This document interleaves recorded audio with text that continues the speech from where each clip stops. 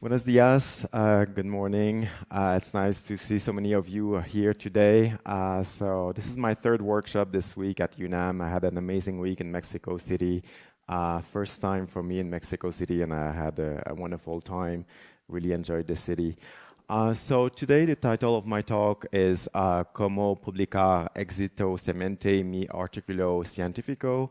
And this is as much as Spanish as you're going to hear from me throughout this talk. This way. Okay. Is the sound good? You can hear me well? Yes? Okay, excellent.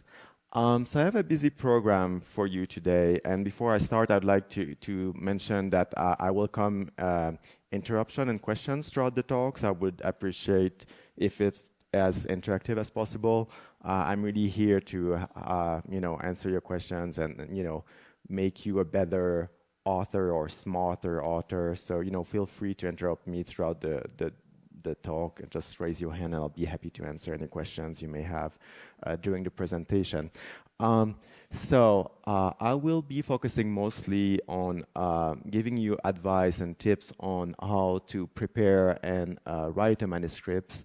I'll be mentioning a few things about the peer review process, the different types of editors that work for our journals, how the editorial decisions are made, what happens after the manuscript is accepted, and then I'll conclude with some ethical issues and also a number of useful services that I think may be useful for you to be aware of. So, the head of the department here already introduced me. So just as a wrap-up of what was already mentioned. So I'm French-Canadian. I did my bachelor and master's in Quebec at Laval University. Afterwards, I moved to the Netherlands in Amsterdam for my PhD and postdocs. So by training, I'm a molecular parasitologist and a molecular oncologist. In 2012, I moved from Amsterdam to New York to start a career in scientific publishing, first as a managing editor at Elsevier, and thereafter as an associate publisher. And I've been working at Wiley in the capacity of a senior editor since 2016.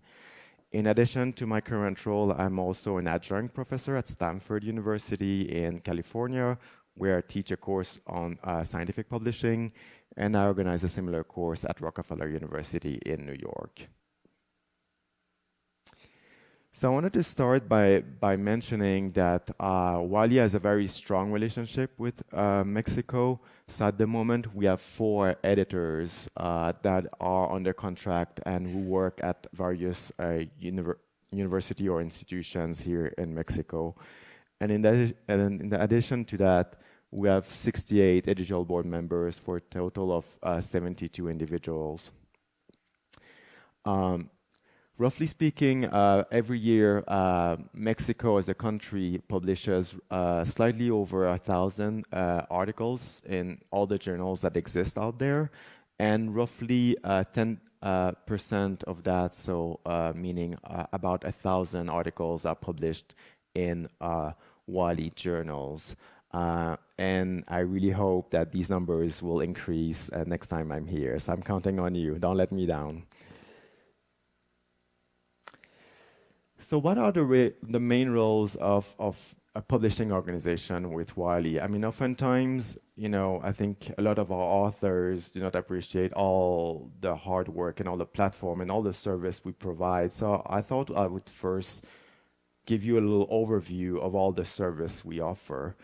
So first of all, via our editorial systems, our authors obviously submit their paper, and by doing so, they essentially register their manuscript in our system, and it gives them basically the priority because then the manuscript gets a submission date, and it kind of allows us to discriminate who came up with the discovery for the first time.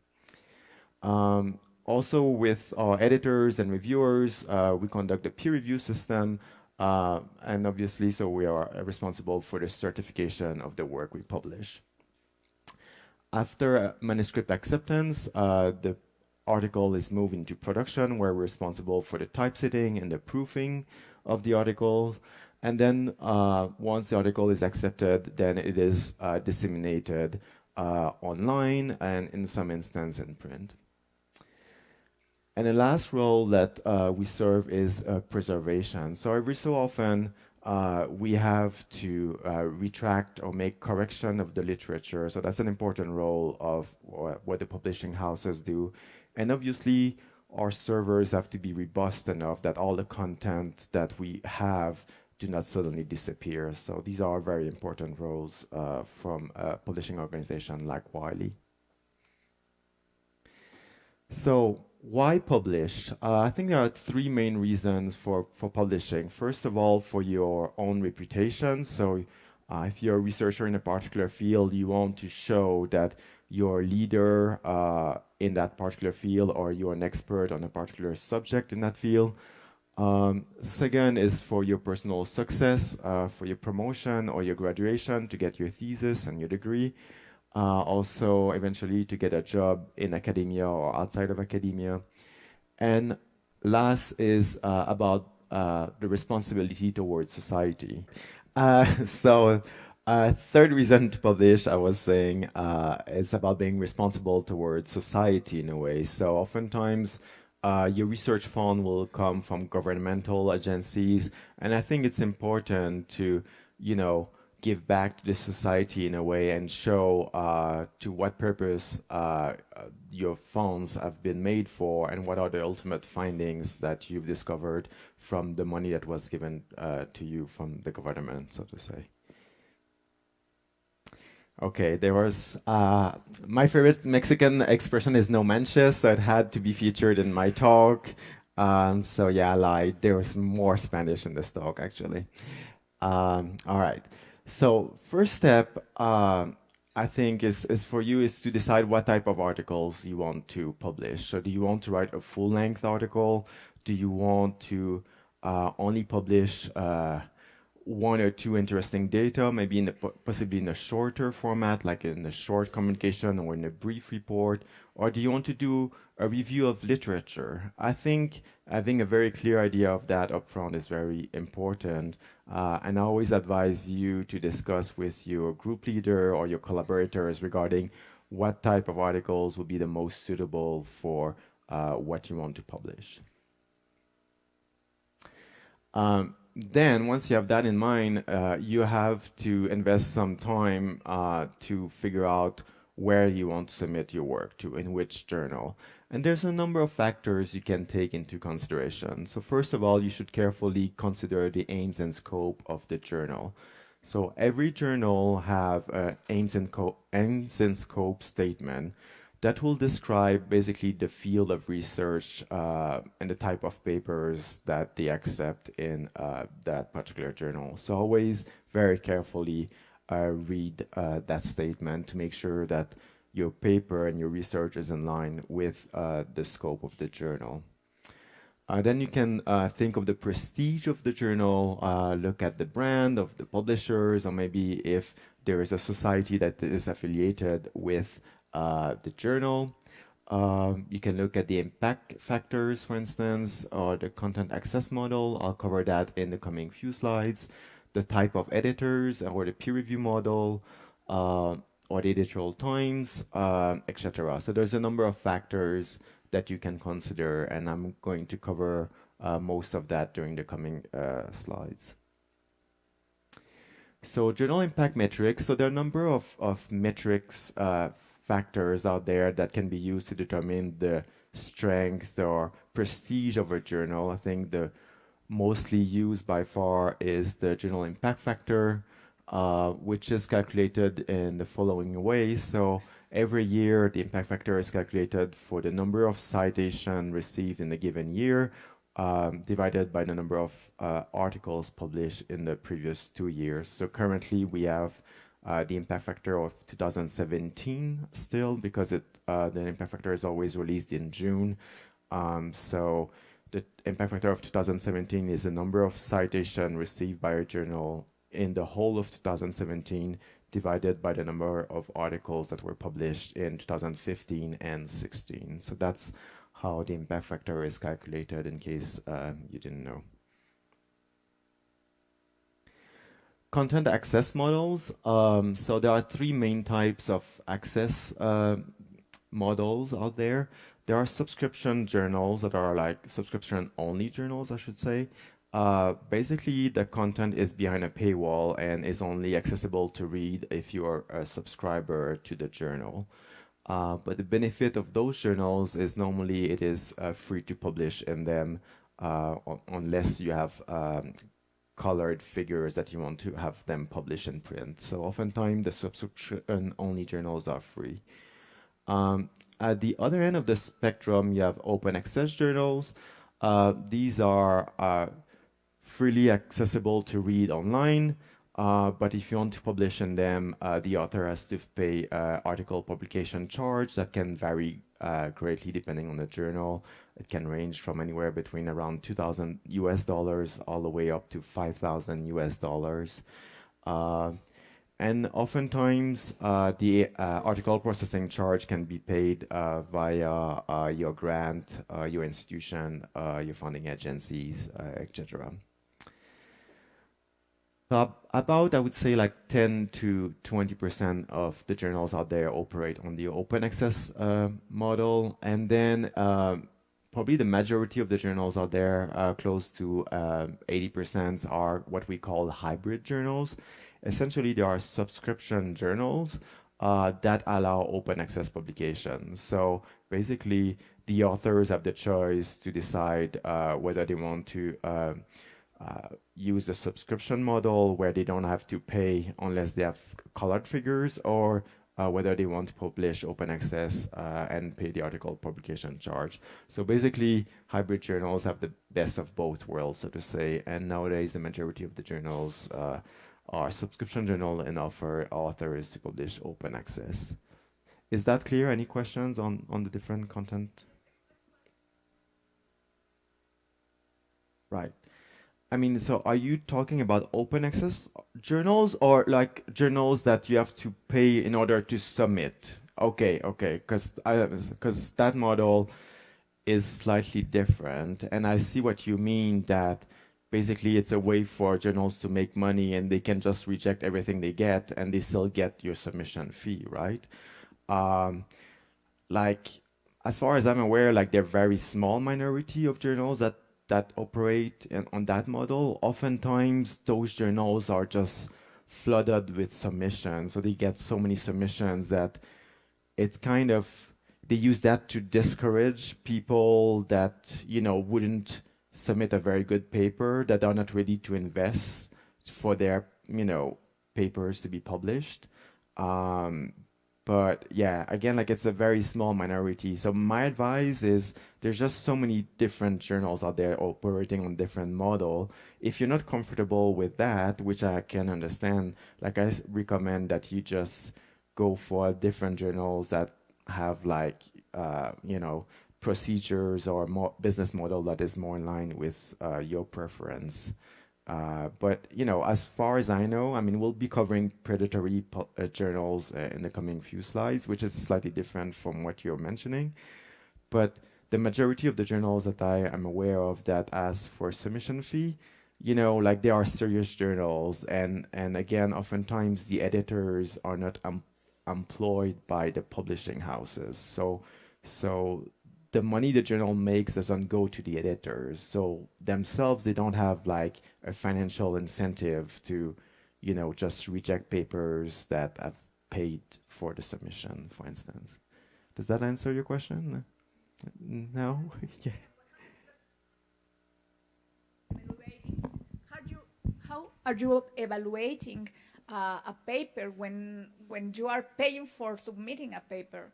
If you are submitting a paper by a fee, how are you going to decide this is better than this if you are paying for submitting a paper? Right.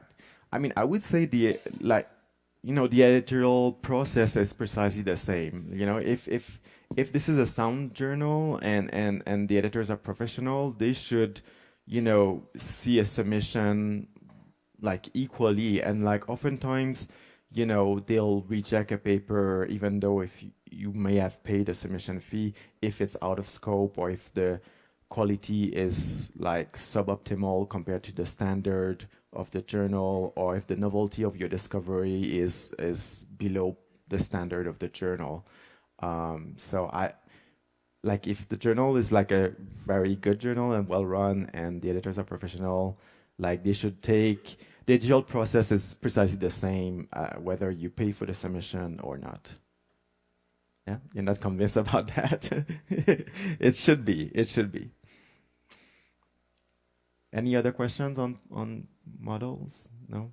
Okay, good. A useful tool for you to be aware of is there are some online tools like journal finders that allow you to make a decision regarding potentially suitable journals for you. And this is an example here from Wiley. So if you go on this website, browse using Google Chrome as a browser, because it doesn't work so well on Explorer, you can just paste the abstract in the window here, and as an output, it will provide you a list of potentially suitable journals for your manuscript. So it can greatly help you make a decision. There's also a journal author name estimator, Jane.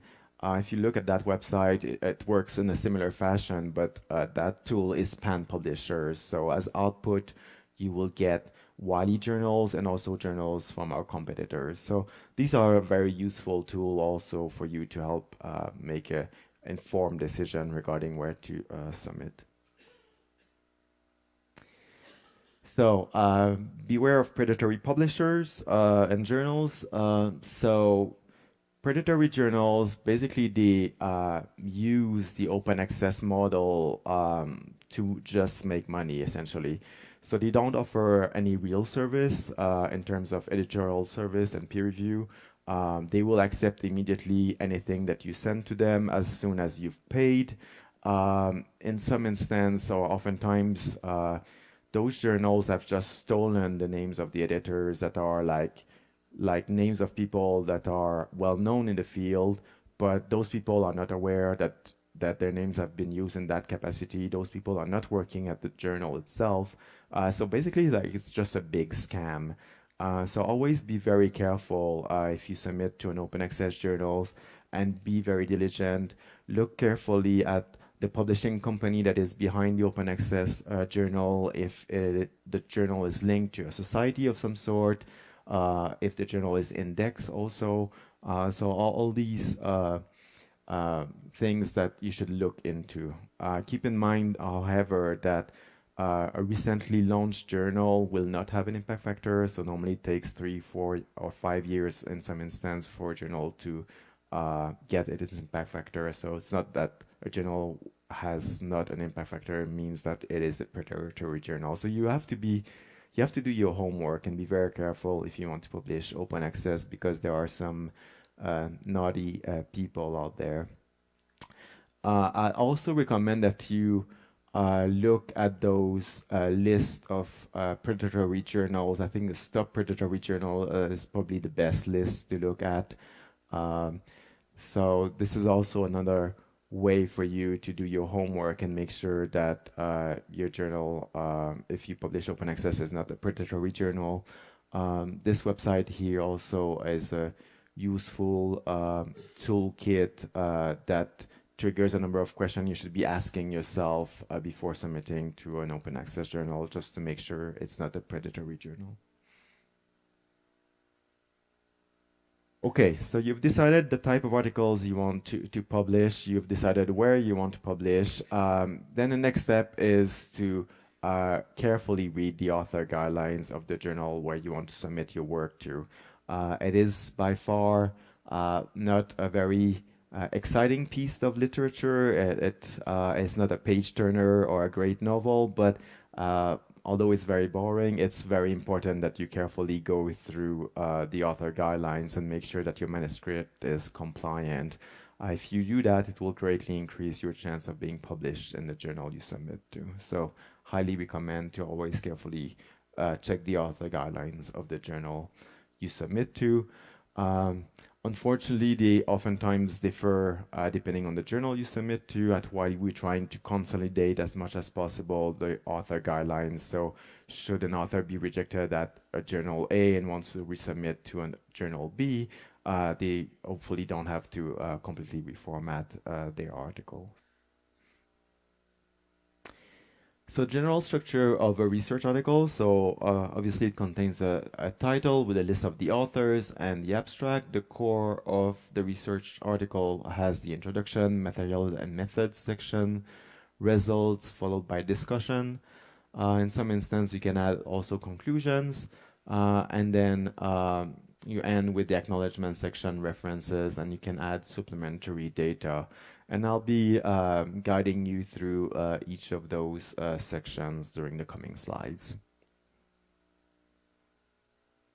So normally I advise my authors to start writing their article backwards, really using the figures and tables to anchor their article. Once you have that prepared, I think it's much easier to start writing your methods section and results section. Then you put everything in perspective by the introduction and discussion. And at the very end, I always recommend that you write your title and abstract. I think to get these right, you should have a pretty good overview of what your manuscript is about and have the whole paper written. Those sections are not behind the paywall, so they are freely accessible to all the readers. They are the main, mostly read part of the article, and it's really the doorway to your article. So if you want your paper to be read, make sure you get those sections right, and I'll be giving you some advice during the coming slides. Yes? No, like this is how you should write the article. So like so this is the order in the article itself. So you start title and then abstract, intro, materials, method, results, and discussion. But I recommend that you start writing the figures and then like in the order of you writing the manuscript, you know? So you first prepare the figures and the tables, and then you write the methods and results, and then you put the introduction. But yeah, so this is the order of writing, but this is the order it should appear in the manuscript. Yeah.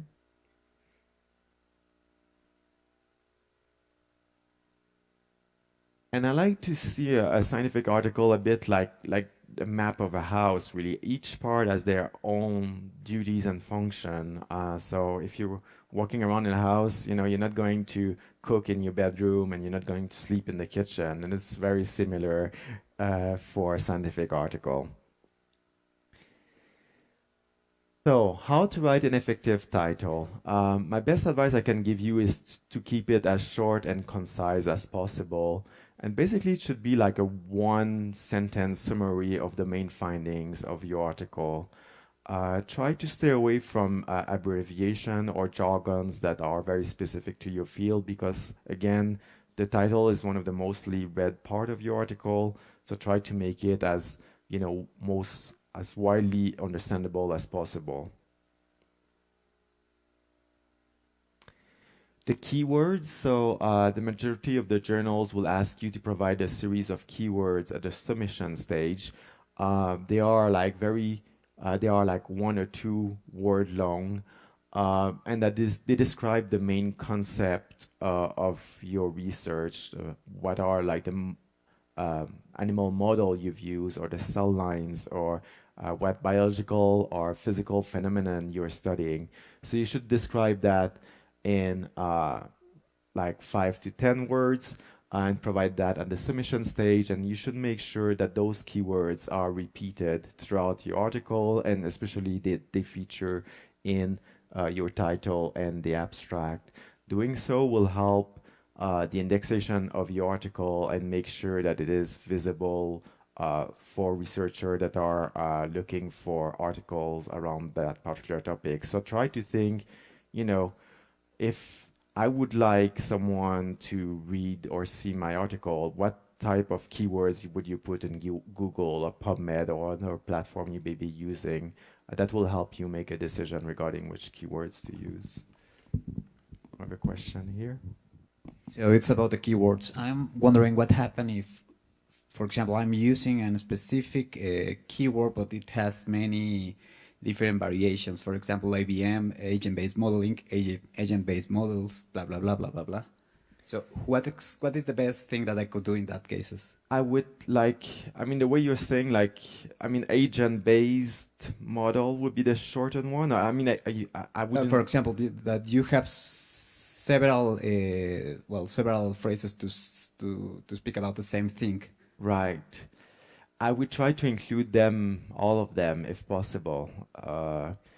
Because, yeah, I mean, like, these appear to be different concepts that relates to your article. So, I mean, think a reader probably can use any of those variants to access your article, right? So if you want a maximum of people to find your article, I would suggest that you try to use all of them, at least as keywords.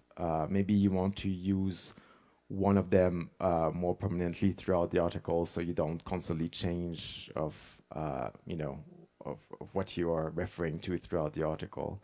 But I think as keywords, I would add all of them.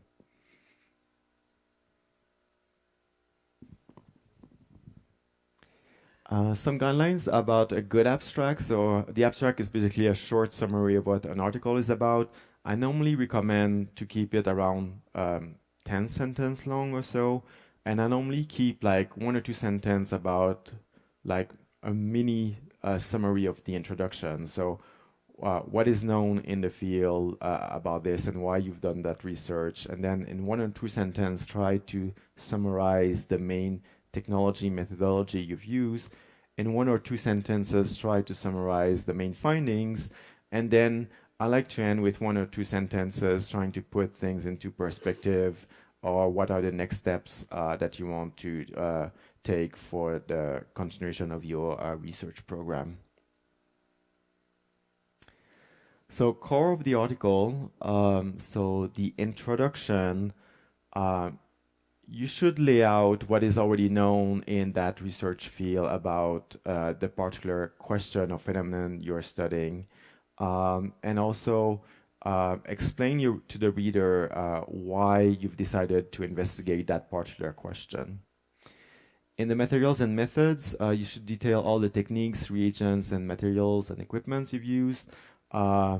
In the case that you are just reusing technology or methodology or protocols that have already been published elsewhere, just refer to that paper. So there's no point to repeat all of that. But yeah, ideally they should be detailed enough so they can be repeated by your reader or your colleagues. Results, again, like try to include them as figures and tables. They are obviously a description of the main findings you found, so always refer to the figures and tables where the data can be found. And also be very careful with the statistics. So if you're not a statistician, I mean, you guys are in mathematics and engineers, so I'm sure you're all experts in statistics. I'm sure you can easily find someone that can help you. And the discussion, you should basically interpret your results, try to put it into perspective, what it means for the field, and how do you foresee your research project to continue? What are the next questions that remains to be unresolved, and where you want to take your research further? The references are basically a list of all the citations in the article. They appear at the end. They oftentimes contain a lot of errors, so be very careful that you provide the reference section in the format that is compliant with the author guidelines. Also, I recommend that you use a referencing tool like Reference Manager or EndNote or Mendeley. These are very useful tools that they normally have a plugin with the list of various journals. So that's a nice way for you to just make sure that the referencing format that you use is in line with the journals you're submitting to. At the very end of the article, you should include the acknowledgement section where you should thank your collaborators or colleagues who may not have contributed enough to deserve to be a co-author on your paper, but that have maybe provided reagents or cell lines for you, or may have read your article and provided some useful feedback. You should also disclose your source of funding and thank your funder, ideally adding your grant number in there. That's very important. If you have any conflict of interest, you should also disclose them. If you've used animal models or human subject, you should also mention that your experiments were done in a way that is compliant with your code of deontology at your university or institution. The illustrations, I think it's important that you submit files that have a high resolution. So ideally, I recommend that you have figures that are at least of 300 dpi of resolution. Keep in mind that if you want to publish in a print journal in colors, there will be fee attached to color figures, which are normally around $500 US dollars per colored figures. So colors for online-only journals are free. And most of the journals that are still in print will ask you whether you want the colors to appear both online and in print, or only online and have a black and white version in print. But yeah, if you want to publish in a journal that still is available in print, maybe be very careful regarding the use of color and try to ask yourself, like, do I need to have like this whole palette of color in your figures, because there are potentially some fees attached to that. Supplementary data. So oftentimes we encourage our authors to provide the raw data that can be like in Excel sheets or sequence data or videos that basically help the authors being able to replicate your research or have a better understanding of like all the data that you've basically combined together in figures. Keep in mind that most editorial systems have difficulties uploading files that are larger than 50 MB. So keep in mind to try to keep your supplementary data in smaller files if possible. And also importantly, the supplementary data, although they are peer-reviewed, they are not typesets by the publisher. So the format that you provide the supplementary data will be the format that will ultimately the supplementary data will appear in. So yeah, if you want that to look nice, you have to provide nicely formatted supplementary data to begin with. So you've written your whole manuscript, and then the last step is to write your cover letter. So every article that you submit should contain ideally a cover letter where you address to the editor of a journal, the reason why you're submitting to the journal, why you think that your research is important and is in line and could be interesting for the journal to publish. So it's really your chance to sell your article to the editor, so to say.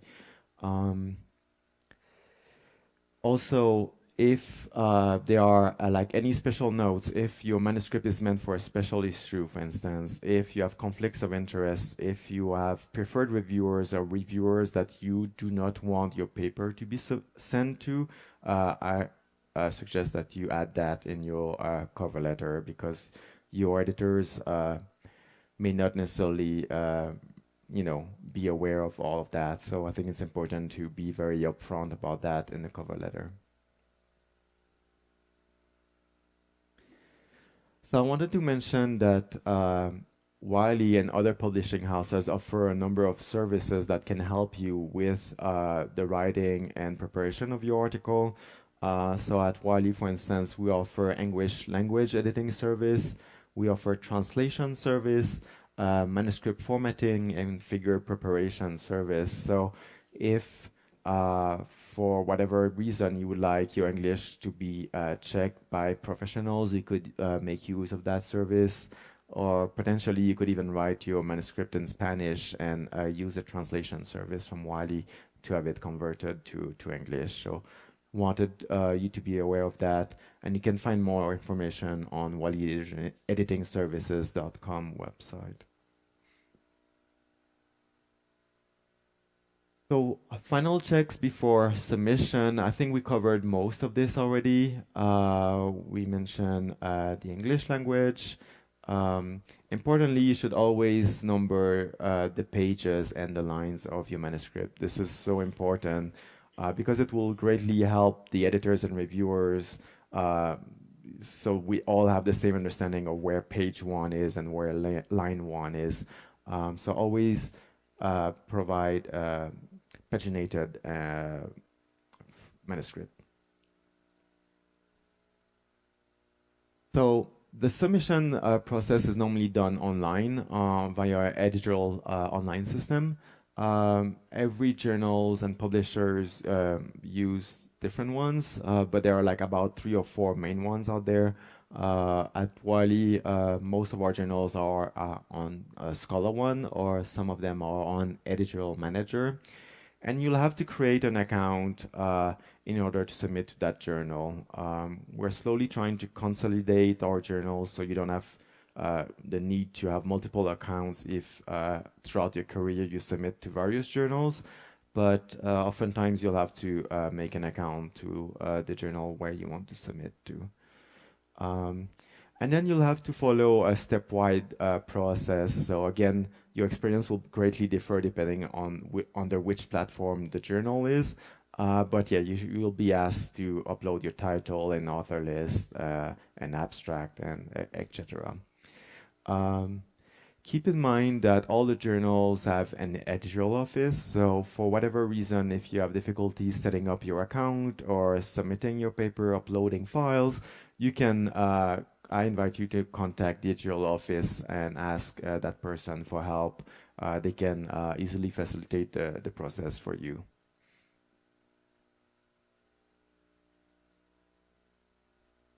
So before I start with the peer review process, I just want to check do you have any questions about manuscript writing, sections, submission, anything I mentioned so far? No? Yeah? No? No? Okay. All right.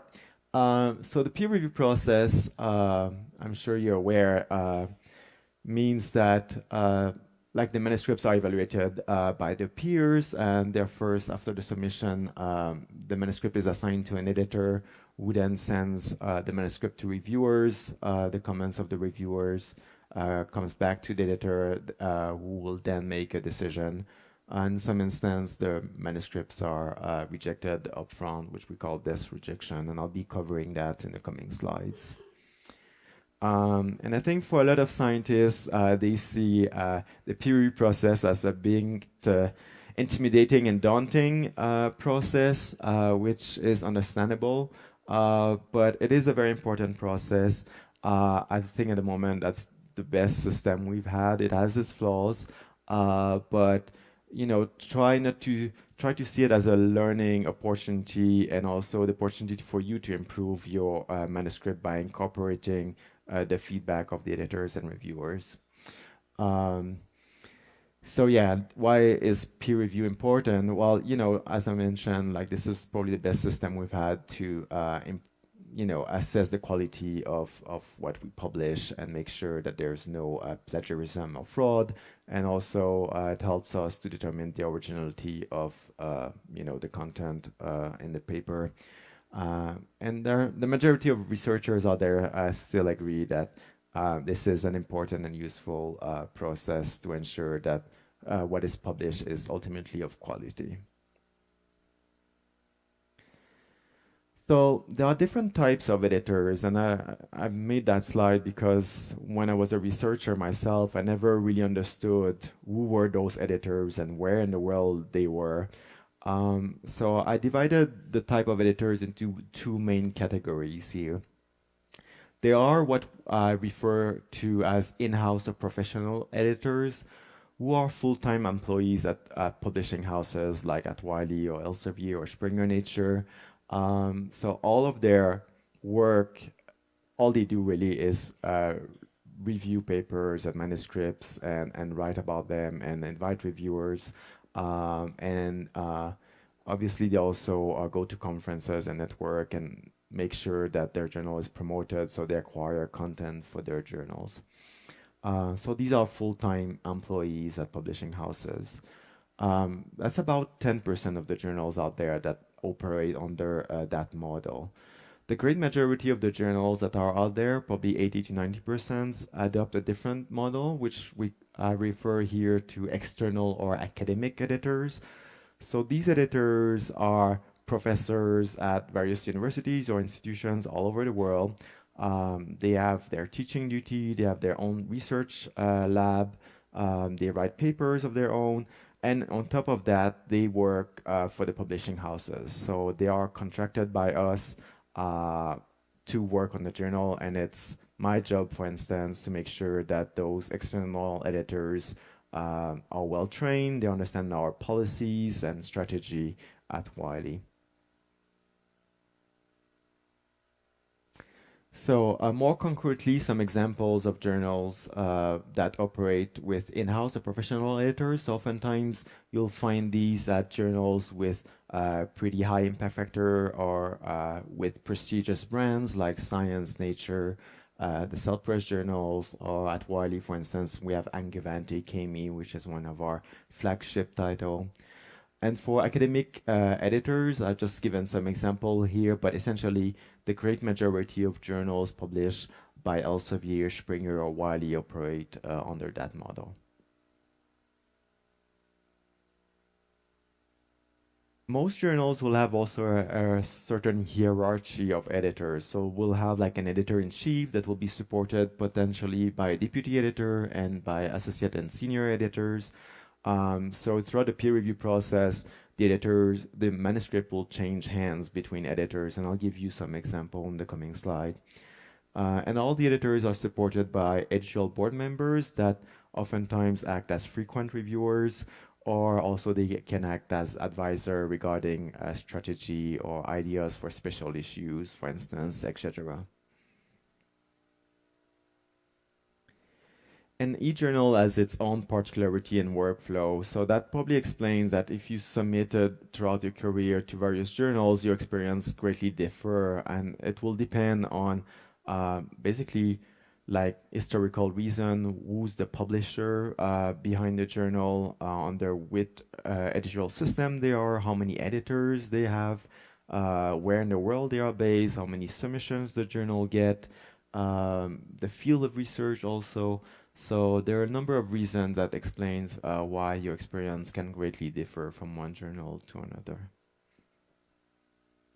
So more concretely, here are illustrated two examples that are potential examples.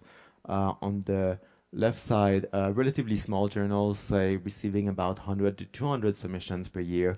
So typically, the author will submit, the manuscript will first be checked by an administrator or the editorial office to make sure that the article has all the right sections, all the figures, that the format is in line with the author guidelines. And then after that first screen, it will be assigned by to the editor-in-chief, who, in the case of a smaller journal like this, will handle all the papers himself or herself, and will be responsible for both inviting reviewers and making the editorial decisions.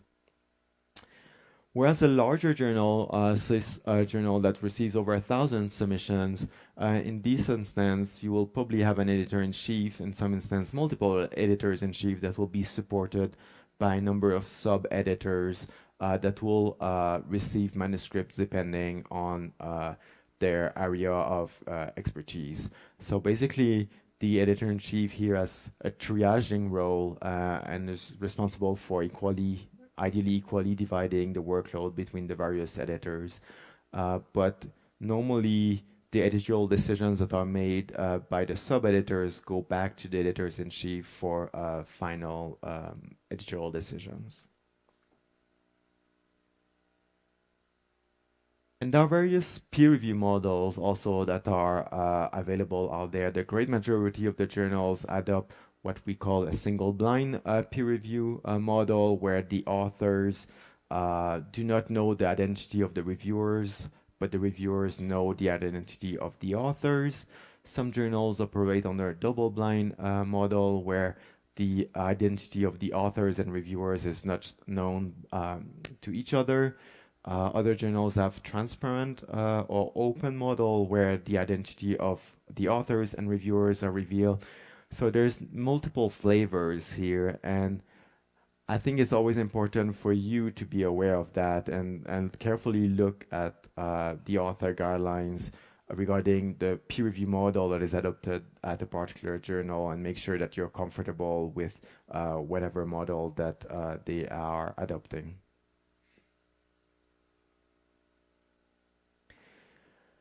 So how are the peer reviewers chosen? So within the digital systems, we have basically a reviewers database that has been accumulated over the years of a journal. So that's a great way for our editors to quickly identify reviewers. Obviously, our editors have a great network and they know a lot of people in the field, so they've also used their colleagues or experts in the field that they are aware of. They'll use the editorial board. They'll also look at the references section, looking at which author that you often cite. These are oftentimes a good indication of a suitable reviewer for your particular article. Let's see, that's something else I wanted to mention. Also the suggestions from authors. So at the submission stage, as I mentioned earlier on, you can recommend some reviewers yourself, and the editors may select that. If you do that, always be very careful. So obviously you should not recommend your friends or your collaborators or colleagues. So always be very careful with that, because if you do that, I think it gives already a bad impression and bad image of your work. So be careful with that. So factors that influence the speed of peer review, I think I already covered that. So it will depend on a number of factors, depending on, the editorial structures and workflow, difficulty to find the reviewers, for instance, and regarding what will influence the editorial decision. While the editors will make their decision based on, one, their personal take on your research, two, obviously on the reviewer's comment. They'll compare the quality and novelty of your article versus what they normally publish. Also being compliant with the author guidelines, again, is very important and will help you getting published. So also the quality of the presentation and the language is very important. So oftentimes it's a mix of those factors that will determine the editorial decision. So in terms of potential editorial outcomes, so this rejection normally are reserved for clearly out of scope manuscripts or manuscripts that can be judged of lower quality per the standard of that journal. Normally these are done pretty quickly, I would say within a week or two. So in the case that you have not heard back from the editors after like 3 or 4 weeks, normally that's a good sign, and that's a sign that has been sent out for peer review. So you've already passed through the first step. Reject are normally for papers that have been peer reviewed and received negative feedback from the reviewers.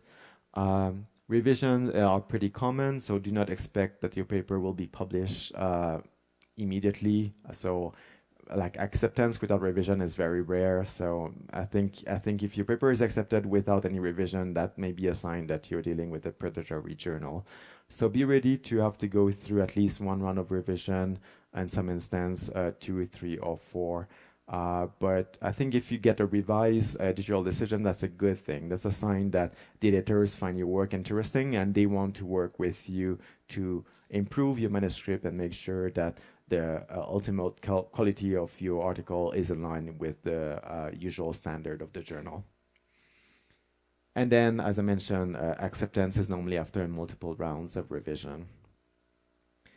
So for your revision, you should write in your cover letter and address all the points that were brought and raised by the reviewers and editors. And you should refer to your manuscript and mention all the sections and where they can be found in terms of page number and line number. So the editors can quickly identify the sections that have been changed. I always recommend that you submit 2 versions of your manuscript.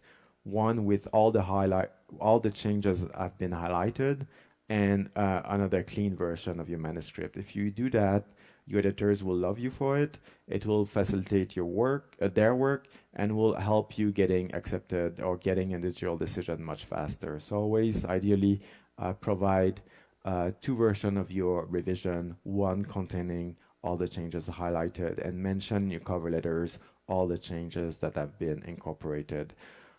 If you have a reviewer comment that you think is unfair, or you do not make the correction or the experiments that was suggested, I would suggest that in your cover letter you explain to the editor for whatever reason you decided not to take into consideration that comment or didn't do that particular experiment. So I think that's fine to do that, but just be very upfront about it and explain to the editor why that particular comment was not specifically included or incorporated in your revision.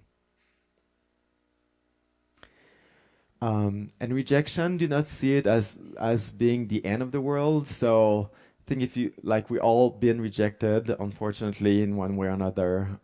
So try to go back to, the drawing board and try to find like a journal that is a better fit for your article. There are like thousands of journals out there, and at Wiley, and I'm sure other publishing organizations, we like to see it as there's a home for every papers out there. So do not get discouraged and just go back to the drawing board and try to find a journal that is a better fit for you.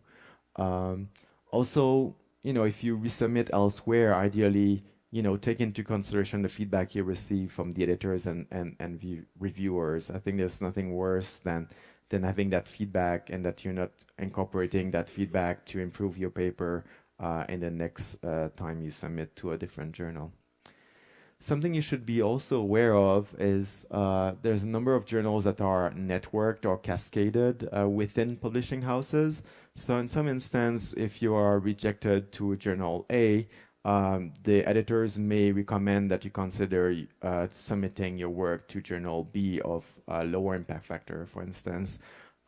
If your paper has been rejected after peer review, the reviewer's comment will also be fed to the recipient journal. So it would help you getting accepted in a more faster way if you take on that offer. I think that there are great chances that it will help you getting published faster. At Wiley also, for instance, oftentimes we'll cascade our journal from subscription to open access. And in the case you take on the offer for your manuscript to be cascaded, you'll receive a 20% discount on the article processing charge for the open access journal should you end up being accepted in that journal. So there are a number of perks to consider those options to use those networks and cascade that will be offered to you. Any questions about peer review, editorial decisions? Coming with the mic, 1 second.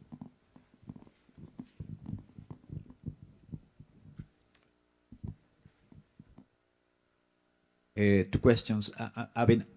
About the revision of the articles, how exactly we must to deal with apparently contradictory messages from the reviewers, and I want to know if we really is dealing in somehow with the p-hacking problem. I mean, with the reproducibility issue. I mean, of some studies that are so focused in the p-value. Right. So for contradictory comments, so if the editor did a good job, he or she would have picked that up, and they ideally should have already indicated where, like, what are the main points you should be addressing from the reviewer's comment and where you should focus on. So ideally, they should be like, you know, if it's reviewer 1 or 3, it's always the reviewer 3 that is the annoying one, right? So, like, ideally, they'll be like, you know, reviewer 3 is not in line with reviewer 1, and, you know, like the editor will tell you, like, I think reviewer 1 is probably more correct, so try to address more of those comments. If the editor doesn't do that, then I would, like, I think you would have to mention why you think reviewer 3 is wrong for whatever reason. So I would address the comments of reviewer 1 if you think these are the correct one or valid requests, and like just explain, like, I did not address reviewer 3, who is clearly, you know, have a different opinion from reviewer 1, and I agree with reviewer 1, and reviewer 3 is wrong for whatever reason. So I'll just explain that. But ideally, if the editor did a good job, he will already have indicated where you should be focusing on and which comments to specifically address.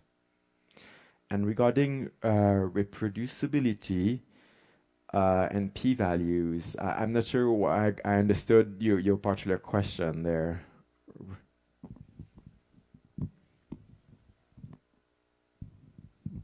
So maybe my question is about that if Wiley is also, I mean, it's not,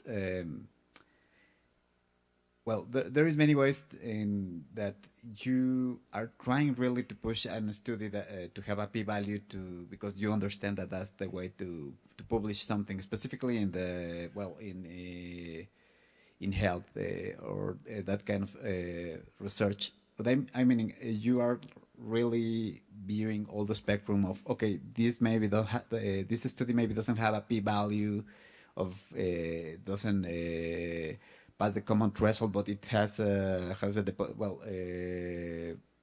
all the components of a properly work that is interesting for our audience. Right.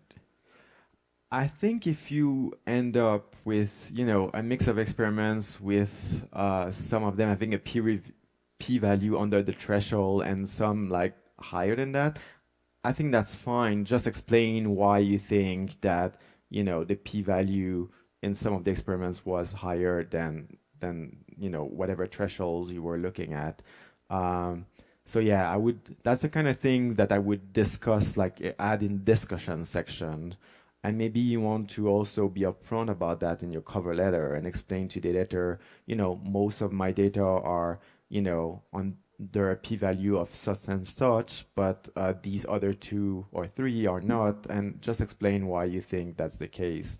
And again, like the editorial decision will be made depending on like the standard of the journal and novelty and all of that, but I don't think that would prevent you from being published. So just be very upfront about it, I would recommend, but like make sure that you address that in your discussion and cover letter. I have one question. I understand that each research is different, but I would like to know if you recommend any type or any length of the article, any no more than some type of pages or no less than. Right. I mean, as you mentioned, like that greatly depends on the article type you're going for. But say for an original research article, like normally these end up, after being typeset, they are around 6 to 10 pages long, depending also on the field after typesetting. So, and then obviously like your manuscript itself, it depends on like the font size you use and like the spacing you've used. But yeah, normally like a manuscript has anywhere between 30 or 60 pages long of like from Word document. So yeah, that's normally like the guidelines I suggest. look at the author guidelines. Normally, like it will mention if there's a word limit. You know, keep in mind most of the journals nowadays are online only, so there are no paid charges. So they'll be open to publish like shorter or longer article. Just don't do overboard and like add a lot of information that is unnecessary. So try to be as concise as possible. But yeah, always check the author guidelines, because oftentimes it will be describing like the length or the number of words that they expect per article type. You're welcome. Right. So after your manuscript is accepted, it will be copy edited slightly and then typeset, and then you will receive the proof of your article. So always carefully look at the typeset version of your article. This is your last chance to add final corrections. Sometimes there are minor errors that are introduced at the typesetting stage. Always be very careful there, because once the article appears online, then it becomes more problematic and difficult to make corrections, and we'll be covering that in the coming slides. Copyright. So before your article appears online, in the case that you've decided to publish under the subscription model, you'll be asked to sign a copyright transfer agreement. So for subscription articles, the copyrights reverts to the publishers, and you need to fill a form similar to the one I've displayed here in order for your article to appear online. In the case you decide to publish under the open access model, in that case, the copyright stays with you, and you'll be asked to make a selection of a number of licenses. So you have to select one license from many that may be offered to you. Every journals or publishers offer different types of licenses. There are up to 6 out there. At Wiley, we offer 3. Some journals only offer CC BY. And depending on the type of license you'll use, the readers will be able to reuse your figures or the content of your article, and potentially in a commercial fashion, or they may also be able to make modification to your figures and then publish them, for instance, in a book where they would be making money out of your figure. So if you're not comfortable with that, I would suggest you go for a more restrictive license like non-commercial, non-derivative. But if you don't really care, you could go for a more lenient license like CC BY. So carefully make your decision regarding which license you want to use in the case you decide to publish under the open access model. So some ethics issues in publishing. So we encounter 2 main families of issues. Sometimes there are scientific misconduct. That can be falsification or fabrication of results. In other cases, they can be publication misconduct, where the text of figures have been plagiarized, names of co-authors have not been included in the article for whatever reason. You've overcited your work, for instance, you tried to manipulate the peer review process, or you submitted your manuscript at 2 journals at the same time.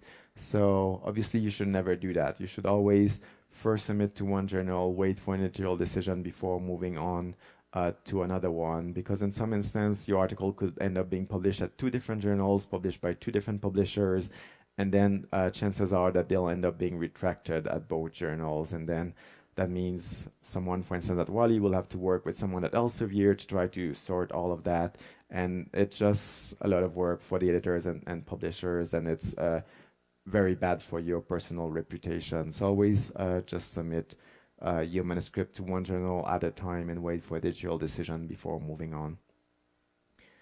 So there are a number of tools that the editors and publishers use to try to prevent plagiarism and detect plagiarism. This example here is from the cross-check tool that is integrated within our editorial system.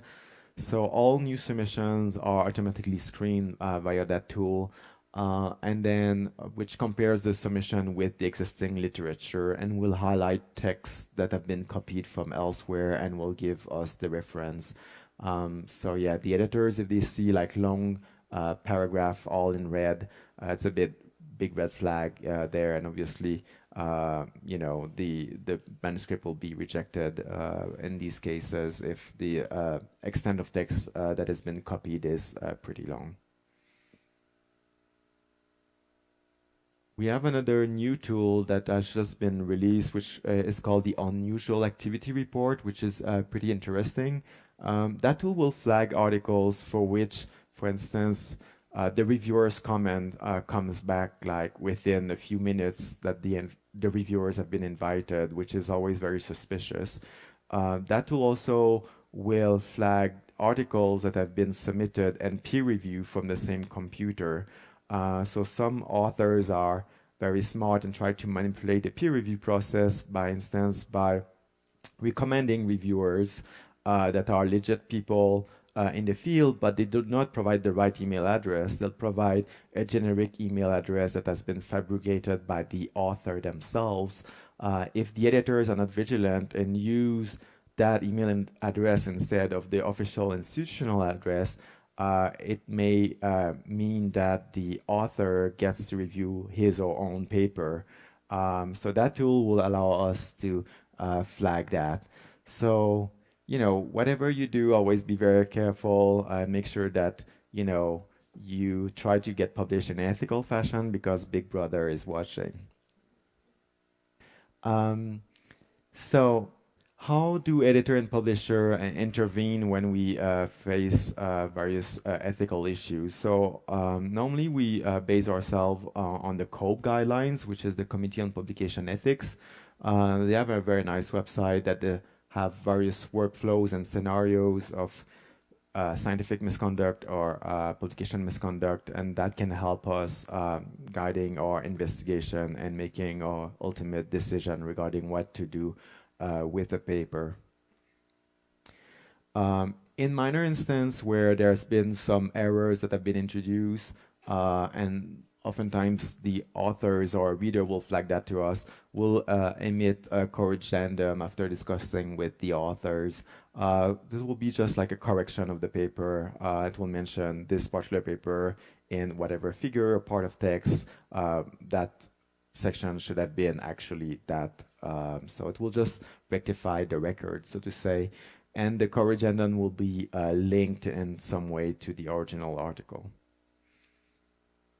But in more drastic cases where there's been data fabricated or there's been a lot of plagiarized text or figures, we'll have to retract the article. And then the article will stay available online, but with a big watermark retracted. So again, it's a big stain on your career. So never, you know, make sure that you publish in an ethical fashion and do not end up with your paper being retracted, because, you know, what's the point to get published and go through this entire process if your article is pulled out at the end? Okay, so I'd like to end with a number of tools and services I would like you to be aware of. I think you all received the article promotional toolkit. As a scientist, I used to see, you know, like publishing as maybe like something like that was very repetitive. I just wanted to, you know, graduate and get my PhD, and from one paper I would just directly move to the next one. But now that I'm working as a publisher, I see the publication of an article really as a second life of your research. You know, you've invested so much time to do your research, to write your paper, to go through the peer review process, and there are a number of ways for you to help the dissemination of your work, be it on social media or at conferences where you could bring copies of your article and distribute it to your, you know, colleagues or people that comes to your poster. So there are a number of ways for you to help the dissemination of your work, and I'll be giving some examples, and there are more that are on that useful toolkit.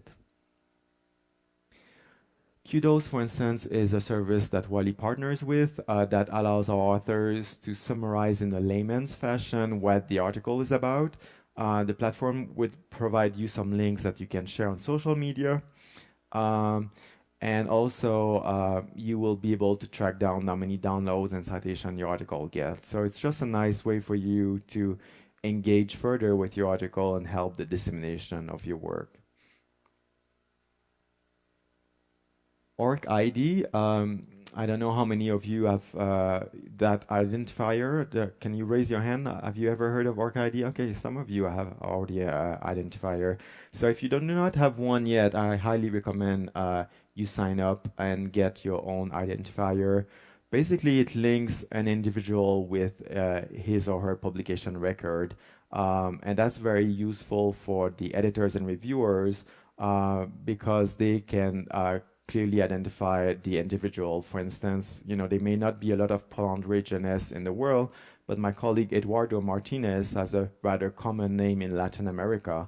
So having an org ID would allow Eduardo to have his own publication records that is linked to his name and will discriminate him from other Eduardo Martinez that can be found in the world. So yeah, very useful to have such identifier. At Wiley at the moment, we ask the majority of our journals for our authors to provide their org ID at the submission stage, and I can see that our competitors will also soon ask for something similar. I often get questions about preprint servers and data sharing. So I wanted to let you know that the majority of the journals that we have allow our authors to deposit their author version of the manuscript on preprint servers like Archive or BioArchive. So normally that is fine to do.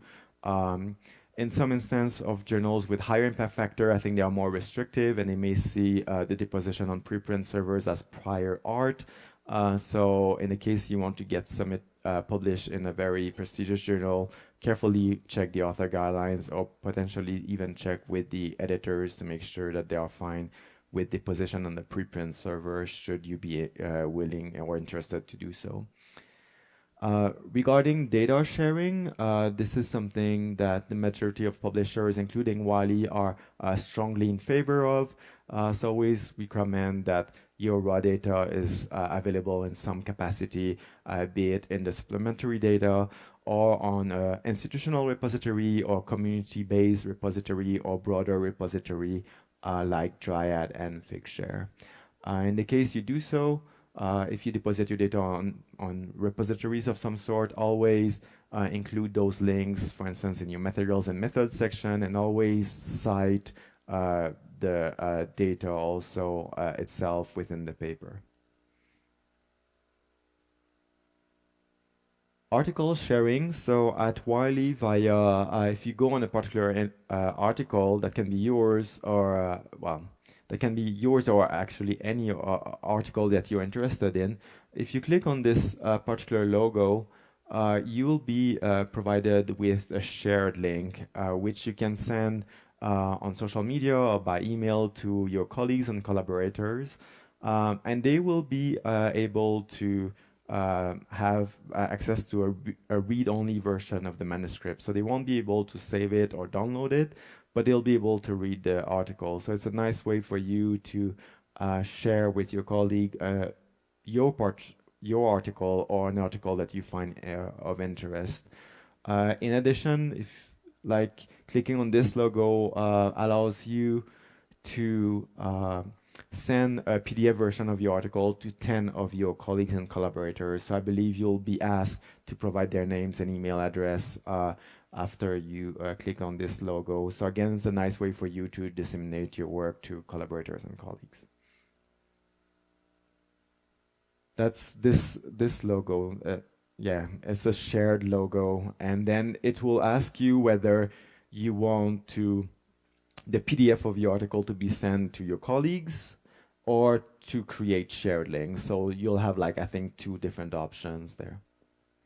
And you can use, this service is only available if you're an author of the article itself, whereas you can create shared links for any article that you find interesting on the Wiley Online Library. Reviewer recognition program. So at Wiley, we recognize that our reviewers are investing a lot of time and efforts to improve the quality of the content we publish and help our journals. So we have collaborated with Publons, which is a reviewer recognition program. So if you're a reviewer at one of the journals published by Wiley, most of them have an affiliation of some sort or and collaboration with Publons, which will allow you to basically track the number of reviews you've done for our various journals. We also have a reviewer certificate program where for a number of our journals at the end of every year we send such a certificate to our reviewers just to thank them and also to testify that they've reviewed for the journal. In some instances and countries it is important for visas applications or green cards or promotions and all of that. So that's very nice service that we provide. And finally, how to get involved in the publishing community. Obviously, writing your own paper is a nice way to start. If you have collaborators and colleagues that are writing a paper, I would recommend that you ask them to help them or review their manuscript. You can also ask your group leader to act as a reviewer, so you can ask him or her whether you could help them to review articles that they may be asked to review. If you have a journals club here, for instance, at UNAM, I invite you to participate in that. I think doing so will make you a better rounded scientist, and also it will make you a better author because it will help you to think critically about, manuscripts that you will encounter. And on that, I would like to thank you. So muchas gracias.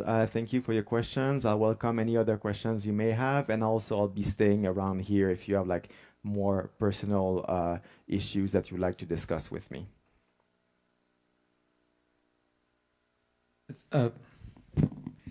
Si tienen once they make the question, can you just repeat it so they can hear it in Merida? Okay, yeah. What about double-blinded reviewers? If you add some reference about your last work, I mean, if you have to make a reference of pictures or results because you already published before, what about the double-blinded reviewers? They will know that is you. Yes, so the question is about double-blind peer review. So in the case you submit a work to a journal that operates on a double-blind peer review model, there are chances that the reviewers will be able to identify yourself because you've likely cited your previous work. And the answer to that is I agree. I think that's one of the flaws of double-blind peer review. I think every model has their pros and cons. And I think that's the main cons for the double-blind peer review. It's rarely fully blind because I think a good reviewer will be able to identify the authors based on its citation. But yeah, if you decided to submit to such journal, you should still cite your previous work in order for, the authors and the editors obviously to understand, what led you to decide on that particular experiments and project. So yeah, just write your article regardless, the same way regardless what type of peer review the journal you submit to adopts, I would suggest. Yo represento a la compañía Wiley, soy el gerente en mercadotecnia y les agradezco mucho por la visita. De hecho, quiero presentarles algunas cosas que considero importantes. La compañía donde trabajo es una editorial científica que tiene 212 años de trayectoria. Tenemos más de 15 millones de investigadores en todo el mundo. Estamos asociados a más de 1.200 sociedades científicas y tenemos más de 450 ganadores de premios Nobel durante todos estos años. Una cosa también bastante importante es que el 73% de nuestras revistas científicas tienen factor de impacto. Y aquí viene, digamos, lo que es para ustedes. La UNAM es una universidad muy privilegiada. Ustedes tienen acceso a todas las revistas de Wiley. Son 1.506 revistas a las que ustedes tienen acceso. Pueden acceder a todos los recursos que se escribieron en estas revistas hasta el año 1997. Pueden tener acceso al texto completo, pueden acceder a través de sus teléfonos, desde sus casas, Y una cosa importante también, como comentaba a Pail-André, es que con los recursos que ustedes tienen con las revistas, ustedes pueden sentirse libres de compartirlos. Si están haciendo un proyecto, digamos, con gente de otra universidad que no tienen acceso a los recursos de Wiley, sin ningún temor ustedes pueden descargarlo y compartirlo. Siempre y cuando todo sea hecho de buena fe, se puede compartir sin ningún problema. Además, la UNAM tiene acceso a 4.539 libros en línea. O sea que ustedes realmente están bastante privilegiados. Estas son las áreas del conocimiento. Bueno, como tienen acceso a todo, realmente cubren todas las áreas de la ciencia. Y bueno, otra cosa bastante importante es de que yo personalmente les voy a mandar un correo electrónico con la presentación de Pail-André. Y aparte les voy a mandar esta presentación para que vean los recursos que Wiley tiene para ustedes. Primordialmente, las conferencias, como les comenté en el break, hemos tenido con el día de hoy, serían 63 conferencias, donde los 10.814 personas que han atendido nuestras conferencias desde el año 2016 han enviado 940 artículos científicos, de los cuales 187 ya han sido publicados. O sea, realmente, como les comentaba, asistir a este tipo de eventos ayuda. Las herramientas que Wiley tienen para ustedes, por ejemplo, son Wiley Editing Service, que ya comentó Pail-André, donde les pueden ayudar a traducir, a revisar su artículo y ayudarles con los gráficos. Tenemos Wiley Network, que es una página online donde ustedes van a poder ver paso a paso cómo se escribe un artículo científico. BrightTalk es un repositorio de videos de conferencias como esta. Tenemos 33 conferencias relacionadas a cómo escribir un artículo científico. O sea, si lo que tuvieron hoy no es suficiente, ustedes pueden ver 33 veces la misma conferencia, pero por diferentes personas y diferentes visiones, ¿verdad? Y tenemos a Wiley Connections, que es una red social de Wiley, creada para que los investigadores de todo el mundo se junten, conversen y compartan. ¿Ok? Cuando yo les mande la presentación, van a poder hacer clic porque todas las ligas están puestas en cada uno de los iconos. Además, voy a pasar las presentaciones con la biblioteca, así que si no tienen acceso al correo, pues que yo les mando, pueden pedirlo acá en la biblioteca. Básicamente esa es la presentación de hoy y les agradezco muchísimo haber estado acá. Cualquier consulta que tengan, si han tenido... Vamos a estar todavía un ratito más, así que si es que han sido tímidos y no han querido levantar la mano, pueden venir a preguntarnos cualquier cosa y seguramente van a recibir mi correo el día martes con las presentaciones del día de hoy. Les agradezco. No hay más preguntas, ¿verdad?